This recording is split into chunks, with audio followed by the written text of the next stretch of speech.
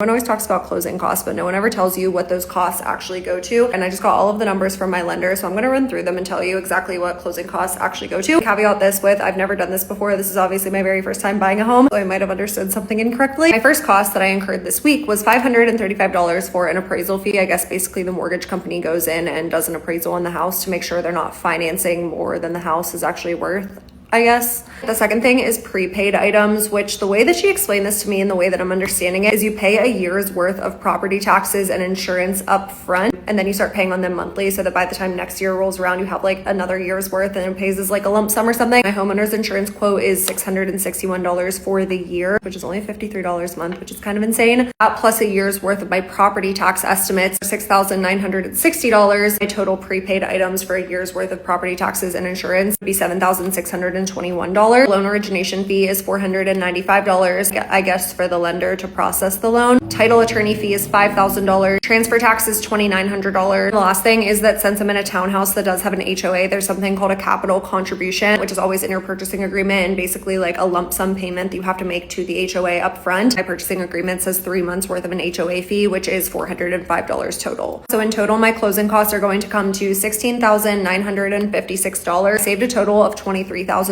for closing costs because I had no idea what to expect. That leaves an extra roughly $6,000 in the account. That money, I'm planning on splitting that up and using half of it to finalize my furniture budget. I set a goal of saving $20,000 to be able to furnish my house, and I currently have $17,000 in there. So $3,000 of that will bring that up to $20,000, and the other $3,000 I'm going to throw that into my emergency fund to bring that up to $23,000. Now that I'm going to be a homeowner, I definitely want to increase my emergency fund number up to $30,000. Whatever's left in my furniture budget after furnishing everything, hopefully I don't spend the entire $20,000. That'll also get thrown over to my emergency fund.